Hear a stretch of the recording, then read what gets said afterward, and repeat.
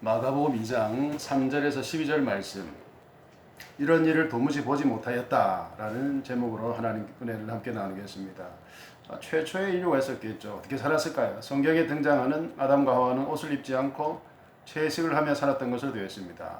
아마 초기 인류도 뭐 그렇게 했겠죠. 원시적인 모습에서 조금씩 발전했을 것입니다. 일단은 먹고 사는 것, 살아남는 것, 그것이 가장 중요했고 본능에 의존하며 살았겠죠. 그러다가 이제 수가 늘어나고 무리를 이루면서 의사소통이 필요했고, 처음에는 뭐 몸동작으로 했다가 그 다음에는 뭐 그림으로 그랬다가 그것이 이제 글자로 발전했겠죠. 문명의 발전과 함께 문화라는 것이 생겨났습니다. 어쩌면 문화라는 것은 먹고 사는 것이 해결되고 안정된 사회에서 그 다음을 추구하는 어떤 인간의 욕구의 표현이라고 볼 수도 있을 것입니다. 영화 봐도 되고 안 봐도 됩니다. 영화 안 본다고 죽진 않죠. 그러나 보고 싶은 것이죠. 사람은 끊임없이 더 나은 무엇을 추구합니다. 그것이 인류 발전의 근본적인 동력이 될 수도 있습니다. 그러나 또 한편으로 불만과 차별을 일으키기도 합니다. 우리는 모두 내 삶이 행복해지기를 기대합니다. 그것은 뭐 옳고 당연하죠. 이 자본주의 사회에서 많은 사람들은 다른 사람과 자신을 비교해서 행복을 가늠할 것입니다. 그 비교할 요소가 뭘까요? 뭐 굳이 말하지 않아도 우리가 다 알고 있습니다. 믿음의 사람은 또 다른 중요한 가치가 하나 있는데 그것은 믿음이죠. 예수를 믿으면 우리 삶이 어떻게 달라질까요? 우리는 믿는 사람으로 뭘 추구하며 살아야 될까요? 믿음은 지금 내 삶의 가치와 방식에 관한 것입니다. 하나님은 그야말로 참 신의 한 수, 하나님의 나라를 말씀하시고 부활과 영생이 있다 하시죠. 그 하나님의 나라에 합당한 사람으로 지금 세상에서 예수 그리스도를 닮아가는 신의 성품에 참여하는 것이 믿음입니다. 피스티스, 믿음. 예수를 믿고 교회 봉사를 열심히 하고 헌금을 잘 바쳤더니 물질의 복, 자녀의 복, 운수 대통하는 복을 주시고 병도 안 걸리고 소위 말해서 삼박자 축복, 요즘도 그런 설교하는 분들이 있더라고요. 그것은 믿음의 온전한 본질적인 내용이 아니죠. 사실 그런 사람 잘 없습니다. 하도 그런 식의 설교를 듣고 그것이 믿음 좋은 사람의 표본처럼 여겨지니까 다들 막 불행하기도 하고 어려운 일을 당하는데 다들 그냥 병도 걸리고 하는데 숨기죠.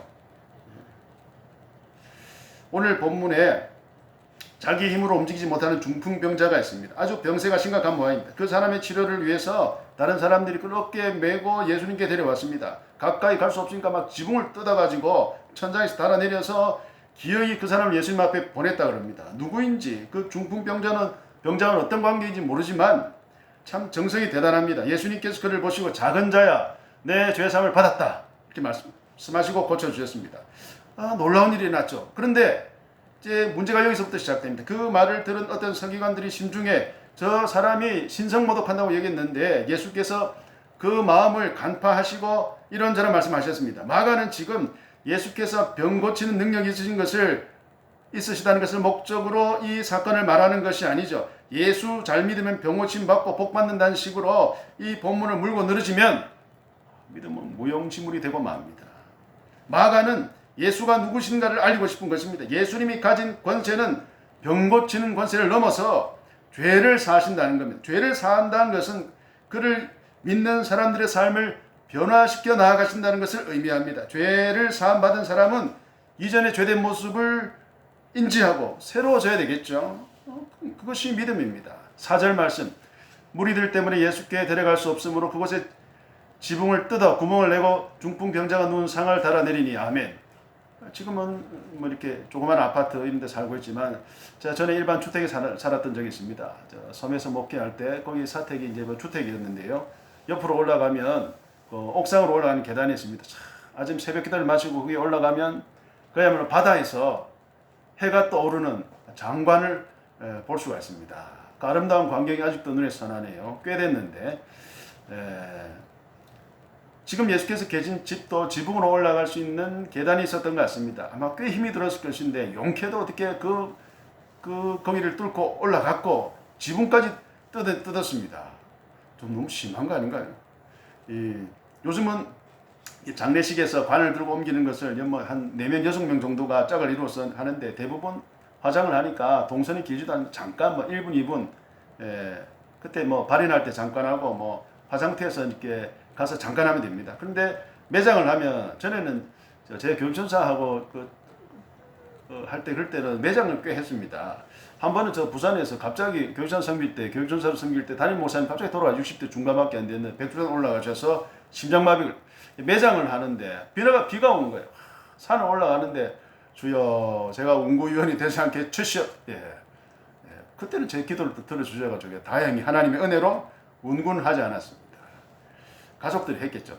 몸을 움직이지 못하는 사람을 담요와 나무 같은 것으로 대충 만든 들것에다가 실어서 그 많은 군중들 뚫고 지붕에 올라가서 지붕마저 뜯어버리고 달아내리는 것이 결코 쉽지 않은 일이었을 것입니다. 예전에 2000년 월드컵 때인가 그때 그 수요 기도회인가 뭐 금요 기도회 하고 집에 가는데 버스를 탈 수가 없어요. 너무 많으니까 많은 사람들이 밖으로 몰려 나와가지고 한꺼번에 다 집에 들어가니까 버스도 못 타고 지하철도 못 타고 그야말로 미어 터질 것 같은 그런 걸 겪었는데 겨우겨우 들어갔습니다. 몇 시간 만에. 아마 예수님 앞에 당시 상황도 그랬을 것입니다.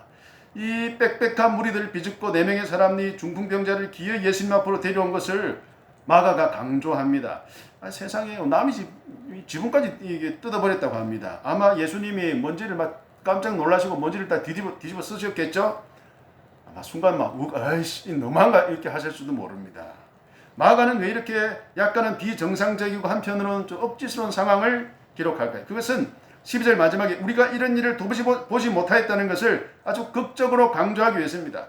당시의 중풍병은 물론 지금도 그렇습니다만은 매우 위중한 질병이었습니다. 특히 그 사람은 몸을 꼼짝하지도 못하는 그런 모양이었습니다. 그러나 그가 복이 있는 것은 그 어려운 상황 속에서도 포기하지 않고 끝까지 기어이 그를 예수님 앞으로 데려다는 사람들이 있었고 예수께서 그 난리를 겪으시고 먼지를 뒤집어 쓰셨는데도 화내거나 물리치지 않으시고 나중에 짜증나 하지 않으시고 맞아주시고 영과 육을 온전케 해주셨다는 것입니다. 요즘은 의술이 좋고 또 좋은 기계와 약이 있어서 웬만한 병은 의사 선생님들 잘 고쳐주십니다. 이제 더 이상 암도 불치병은 아니죠. 아프면 목사님한테 가지면 의사 선생님한테 제가 예전에 섬기던 교회 담임 목사님 아프면 병원에 가시는데 안 가요. 계속 버티다 보면 결국은 사모님한테 약 좀 사오라고. 왜 그런지 모르겠어요. 그게 참 자존심이 상하시나 봐. 믿음은 내가 가진 어떤 문제를 해결하는 방편이 아니죠. 믿음은 살고 죽는 문제입니다. 내 삶의 가치와 방향, 내가 존재하고 살아가는 근본적인 이유와 궁극적인 목적에 관한 것입니다. 우리는 살아가면서 이런저런 인생의 문제를 겪습니다. 믿음이 좋은 사람은 하나님의 은혜로 그 문제를 겪지 않거나 피해가는 사람이라는 생각은 잘못이죠. 마가는 그 말을 하고 싶어서 그런 극적이고 다소 과장된 상황을 설정하는지도 모릅니다. 예수가 누구십니까? 그는 용한 의사도 마술사도 랍비도 아닙니다. 그는 메시아시고 삶과 죽음을 다스리시고 우리의 삶을 변화시키고 새로운 길로 이끄십니다. 죄와 사망의 권세에서 끌어내 주셔서 생명이 있고 은혜가 있고 살아볼 가치가 있는 자리로 우리를 인도해 나가시죠. 그러니 이런 일은 삶에서 한 번도 경험해보지 못했다고 하는 것입니다. 자, 8절 말씀. 그들이 속으로 이렇게 생각하는 줄을 예수께서 곧 중심에 하시고 이르시되 어찌하여 이것을 마음에 생각하느냐. 아멘. 예수께서 중풍병자에게 작은 자의 내 죄사함을 받았느니라 말씀하셨죠. 그런데 이 말씀을 서기관들이 들었고 이렇게 분위기 압도됐는지 말은 못하고 속으로 이 사람은 지금 신성모독을 하고 있다 생각했습니다. 예수님께서 그 생각을 아셨다고 하면서 그들에게 시비를 거세요. 지금 마음속으로 네가 신성모독 한다고 욕했지. 그 바쁘신 와중에 서기관들이 하는 생각을 어떻게 아셨을까요? 그런데 그것은 아마 저라도 알았을 것입니다. 서기관들이 그 말을 듣고 그냥 그런가 보다 하고 넘길 사람들이 아니죠. 그렇게 생각하는 것은 어쩌면 당연한 것일 수도 있습니다. 어차피 이 논쟁은 일어날 것인데 예수님께서 먼저 선수를 치신 것은 아닐까. 마가의 어떤 입을 통해서 이런 본문의 전개를 통해 우리는 마가의 의도를 확인할 수 있습니다. 마가복음 복음서 중에 제일 먼저 쓰여진 것으로 알려져 있습니다. 그러니 마가는 얼마나 저 목수의 아들 저 예수라는 청년이 우리가 기다리던 메시아 그리스도이심을 알리고 싶었을까요? 또 그가 그렇게 말했을 때 얼마나 많은 사람이 그 말을 그런가 보다 했을까요? 안 했겠죠. 그럼에도 불구하고 마가는 예수가 그리스도이심을 분명하게 선포하고 싶은 것입니다. 이사야가 소명을 받을 때 하나님을 만났죠. 그리고 이 말했습니다. 화로다 나여 망하게 되었다. 나는 입술이 부정한 사람이요 나는 입술이 부정한 백성 중에 거주하면서 만군의 여호와이신 왕을 배웠습니다. 화로다 나여 망하게 되었다는 것을 공동번역 성경에는 큰일 났구나. 나는 이제 죽었다. 부정한 몸으로 하나님을 대면하면 죽는다고 얘기했죠. 그래서 근데 부정하지 않은 사람이 없으니까 다 죽는 것입니다. 하나님과의 대면은 곧 죽음입니다. 마가는 중풍병자를 고치시는 능력의 예수님을 말하려고 하는 것이 아니라 그랬습니다. 또는 끝까지 포기하지 않고 믿음으로 예수 앞에 나가면 문제가 해결된다는 식의 메시지를 말하라는 것도 아닙니다. 그것보다 훨씬 더 중요하고 근본적인 문제를 말하려고 합니다. 그것은 곧 하나님의 아들 예수 그리스도를 만나면 새로운 삶, 죽지 않고 새로운 삶으로 살아나고 죄의 사함을 받고 새로운 생명을 얻는다. 그 말을 하고 싶은 것입니다. 서기관들이 거기에 있었습니다. 왜 거기 있었을까요? 쓸데없이 예수를 감시하려고 아니면 호기심에 군중들 많으니까 얼떨결에 구경 갔을까요? 예수님은 또 왜 혼란스러운 와중에 먼지까지 뒤집어 쓰셨는데 서기관들이 굳이 말을 하자고 마음으로만 이렇게 생각했는데 그냥 넘어가지 않으시고 이렇게 막 먼저 선방을 날리셨을까요? 마가는 예수가 누구신지를 집요하게 말하고 싶은 것입니다. 예수님은 이런 도무지 보지 못하였다고 하는 바로 그 일을 하시는 분이죠. 병을 고치거나 눈먼 사람의 눈을 뜨게 하는 일은 당시에 어떤 일종의 술사 같은 사도행전 보면 엘루마 이런 그 박수 무당 이런 게 있잖아요. 그런 사람들 그런 사람들이 행해졌다고 합니다. 물론 거기 트릭이 있겠죠. 마가는 그 사건을 통해 죄를 사하시는 권세를 가지고 그 일을 행하시는 예수님을 전하고 싶은 것입니다. 우리가 왜 예수를 믿습니까? 그것은 크신 능력이 있으시고 우리에게 좋은 것을 주시니까 믿습니까? 능력 없으면 예수 안 믿고 좋은 거 아니면 안 믿을 겁니까? 물론 그런 것도 포함되어 있지만 그것은요 간식입니다. 먹어도 되고 안 먹어도 되는 것입니다. 그러나 꼭 먹어야 되는 것은 죄의 사함을 받고 거듭나는 것이죠. 새 사람이 되어 새로운 삶으로 나아가는 것입니다. 세상을 새롭게 해석하고 내가 생각하는 이 가치들을 새롭게 정립해 나가는 것입니다. 예수 그리스도 안에서 새롭게 삶의 의미를 부여하고 정립하고 새 삶을 살아가는 것이 죄 사함 받은 사람의 모습인 것입니다. 마지막 10절 11절 그러나 인자가 땅에서 죄를 사하는 권세가 있는 줄을 너희로 알게 하려 하노라 하시고 중풍병자에게 말씀하시되 내가 내게 이르노니 일어나 내 상을 가지고 집으로 가라 하시니 아멘. 사람들에 의해 들것에 실려왔던 중풍병자가 벌떡 일어나서 그 들것을 손에 들고 두벅두벅 걸어 나갔습니다.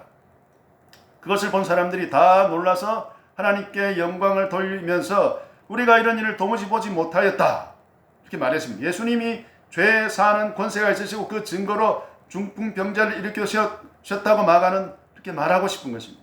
간혹 눈속임으로 사기치는 그런 사람들이 있어가지고 마가는 그것을 의식했는지 내 사람이 지붕을 뜯어내고 예수님이 머무신 방 안에 달아내렸다고 하면서 이것은 눈속임이나 얄팍한 쇼가 아니라 진짜 현실 중풍병자가 고침을 받은 것은 단순한 병고침의 차원을 넘어서 그 중풍병자는 병고침을 받았고 그리고 그것은 그 병고침의 차원을 넘어서 죄를 사하는 권세에 관해서 말하려고 하는 것입니다. 죄를 사하는 권세에 관한 이야기는 한 번도 어느 누구도 거론한 적이 없습니다. 왜냐하면 그 말을 하면 신성모독이 되니까. 그렇기에 거기 있던 서기관들이 기가 차서 하나님 외에 누가 죄를 사하겠느냐 이것은 신성모독이라고 속으로 그냥 발끈하는 것입니다. 그들의 눈에 예수는 사람입니다. 서기관들은 저 목수의 아들이 율법에 능한 사람 하나님한테 무슨 재능을 받았나 그래가지고 정식으로 교육은 못 받았지만 독학해서 율법에 능통하게 된 사람이지 않을까 생각하고 살펴본 후에 괜찮으면 스카우트 하거나 인기가 있으니까 아니면 이상한 엉터리거나 또는 잘못된 율법을 가르치면 정죄하고 고발해가지고 매장시키려고 하는 그런 두 가지 마음을 가지고 있지 않았을까요? 예수님은 굉장히 의도적으로 그들을 향해 도발하셨습니다. 굳이 그렇게 말씀하시지 않으셔도 되지만 일부러 그런 말씀하셨습니다. 적당하게 그렇게 이 때와 장소와 상황에 따라 피할 것을 피하고 요령껏 하시면 좋은데 왜 그렇게 이 긁어 부스럼을 만드시고 화를 자초하실까? 예수님은 이렇게 우리처럼 오래 살고 싶은 마음이 전혀 없으셨던 것 같습니다. 그는 지금 십자가로 달려가는 고속열차 KTX인가? 그것을 타고 계십니다. 마가가 추억하는 예수는 거침없이 자기 할 일을 하시며 십자가로 달려가신 분입니다. 누구의 눈치를 볼 것도 없고 두려워할 것도 없이 하늘의 부르심에 순종하며 나아가실 분이죠. 그리고 그가 하시는 가장 크고 중요한 일이 죄를 사하시고 살리시는 일입니다. 물론 우리는 예수처럼 살기 어렵죠. 살 수 있을까요? 못 삽니다. 이런저런 눈치도 보고 처세도 하고 되돌아가기도 하고 때로는 반칙과 편법을 적당히 요령껏 하면서 살아가죠. 저만 그런가요? 그래야 빨리 안 죽고 안 망하고 끈질기게 가늘고 길게 살아갈 수 있습니다. 다만 우리가 할 일은 예수께 내 마음을 의지하고 솔직하게 나의 연약함과 못남을 아뢰고 내가 가진 중풍병을 고쳐주셔서 하나님의 자녀로 자유롭게 믿음 안에서 살 수 있게 해 주실 것을 청하고 예수의 권능 안에서 이렇게 살아가도록 노력하는 것입니다. 애를 쓰는 겁니다. 각자 자기 집으로, 일터로, 삶의 자리로 나아가서 죄로 인해 몸이 마비되지 않고 의로우심의 능력 안에서 자유롭게 살아갈 수 있도록 기도하며 나아가시는 저와 여러분 되시기를 간절히 소망합니다. 아멘.